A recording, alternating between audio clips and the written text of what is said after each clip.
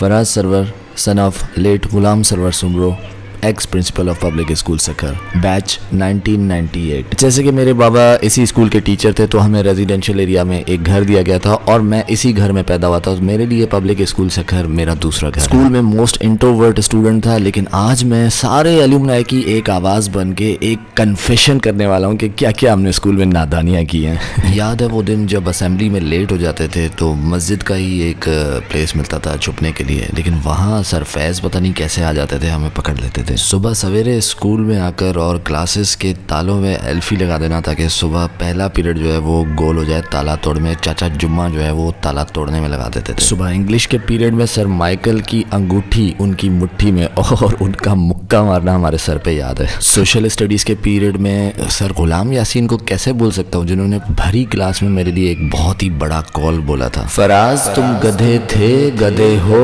और गधे रहोगे। अल्हम्दुलिल्लाह उनकी दुआओं का अभी भी असर है। मौसीकी सिंगिंग का बड़ा ही शौक था, लेकिन इसका मौका हमें सिर्फ सिंधी के ही पीरियड सर अला बख्श या सर फिदा चांडियो के ही क्लास में पनिशमेंट के तौर पे मिलता था, तो गा लेते थे। उर्दू सब्जेक्ट को कैसे भूल सकते हैं, जिसमें मैडम शहनाज और सर जिब्रान ने उर्दू जबान को इतना लजीज बनाया कि हम लुत्फ अंदोज हो गए। पीटी के पीरियड में टेप टेनिस वाले बॉल के साथ टेप चढ़ा के उस पे और फुटबॉल खेलना, सर शहनशाह और सर सलीम का हमारे पीछे भागना, ब्रेक होते ही सीढ़ियों से उतरने के बजाय स्लाइडिंग करते हुए उतरना, रेसेस के ख़त्म होते ही जैसे ही क्लास में आना और सर ज़हूर का पूरा बोर्ड भर देना और सर को रोकना, सर प्लीज़ अभी लिख रहे हैं मत मिटाइएगा। गर्ल्स सेक्शन का वाटर कूलर अलग ही होता था, जिसको हम हसरत भरी निगाहों से देखते रहते थे जैसे हम वो पानी पी के जन्नत में चले जाएंगे। गर्ल्स से याद आया कि एडमिनिस्ट्रेशन से एक शिकायत हमारी रह गई कि हमारे क्लास 7 में आते ही गर्ल्स सेक्शन को अलग कर दिया गया। सर हफीज़ का कॉल रखते हुए कि अपना सर बुलंद रखो, छुट्टी के टाइम बस स्टॉप पे आके गर्ल्स सेक्शन की तरफ निगाहें होती थी। रेसेस में पब्लिक स्कूल की कैंटीन को कैसे भूल सकते हैं, जिसके ऑनर भट्टी के साथ हमने कितनी मजाक और मस्तियां की थी।